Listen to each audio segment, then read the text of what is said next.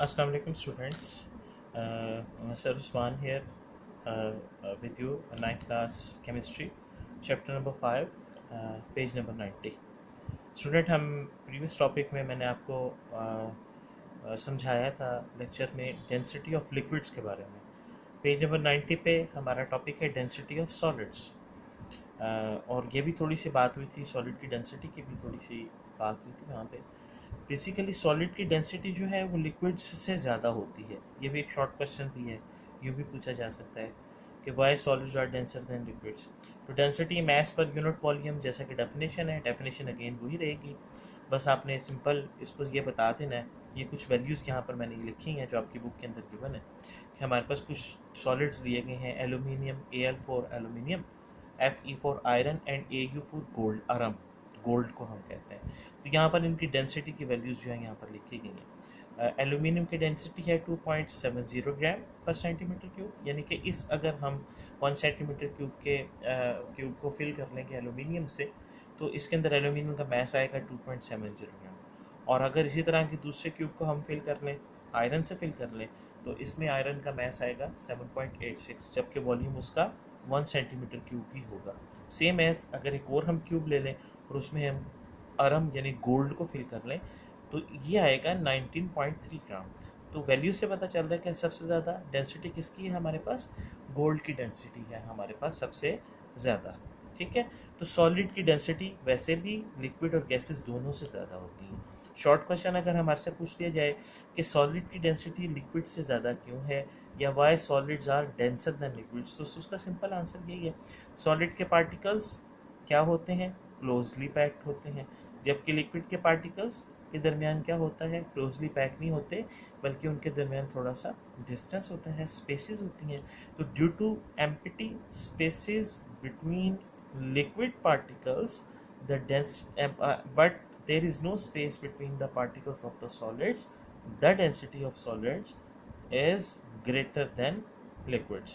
तो ये हमारा आंसर होगा किसके बारे में, डेंसिटी ऑफ सॉलिड और लिक्विड के कंपैरिजन के बारे में। ये 3 वैल्यूज़ जो यहाँ पर गिवन है, ये बेटा आपको MCQs के फॉर्म के अंदर पूछ जाएंगी, आपने इन वैल्यूज़ को बहुत अच्छी तरह से याद कर लेना। अब आ जाते हैं हमारा नेक्स्ट टॉपिक इसी पेज पर, टाइप्स ऑफ सॉलिड्स। हमारे पास 2 टाइप्स होती हैं, amorphous solids and crystalline solid. ये टाइप्स ऑफ सॉलिड किस तरह से हम लोगों ने लिखे हुए हैं, ठीक है। बेसिकली जो जनरल सॉलिड्स की अपीयरेंस होती है, यानी कि सॉलिड्स दिखाई कैसे देते हैं, उस पॉइंट ऑफ व्यू से हमारे पास सॉलिड्स की जो है ना वो 2 टाइप्स होती हैं। एक को हम कहते हैं एमॉर्फस सॉलिड्स और दूसरे को हम कहते हैं क्रिस्टलाइन सॉलिड्स। एमॉर्फस के आगे मैंने यहाँ पर वर्ड लिखा है शेपलेस, यानी कि इनकी कोई शेप नहीं होती। लेकिन क्या इसका मतलब ये है कि कोलेक्टिवली क्या इनकी कोई शेप नहीं होती? नहीं बेटा, ये पॉइंट बहुत अच्छी तरह क्लियर करना बहुत ज़रूरी है। शेपलेस का मीनिंग ये है कि अगर हम सॉलिड्स को पार्टिकल लेवल्स के ऊपर ऑब्जर्व करें, यानी कि ये देखें कि जो सॉलिड जिसको हम देख रहे हैं माइक्रो लेवल पर, मॉलिक्यूल्स या एटम्स या आयंस के लेवल पर, वो सॉलिड जो हैं उसके पार्टिकल्स कैसे अरेंज हुए हुए हैं, तो इनके पार्टिकल्स की अरेंजमेंट रेगुलर नहीं होती। इनके पार्टिकल्स की अरेंजमेंट रेगुलर नहीं होती, तो हम कहते हैं irregularly arranged. Particles are arranged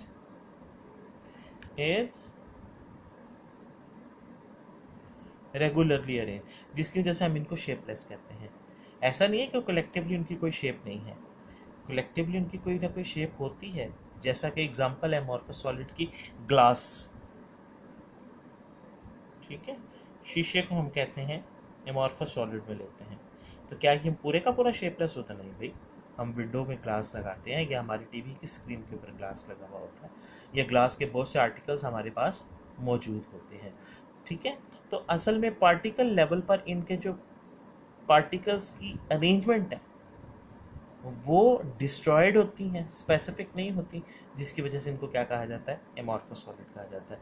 इसी तरह बहुत अच्छी एग्जांपल है इसकी रबर। रबर भी बहुत अच्छी एग्जांपल है किसकी, एमॉर्फस सॉलिड की। पार्टिकल्स, इनकी प्रॉपर्टीज में आ गया कि पार्टिकल्स आर अरेंज इरेगुलरली, ठीक है। दूसरी प्रॉपर्टी बहुत इंपॉर्टेंट है, दे डोंट हैव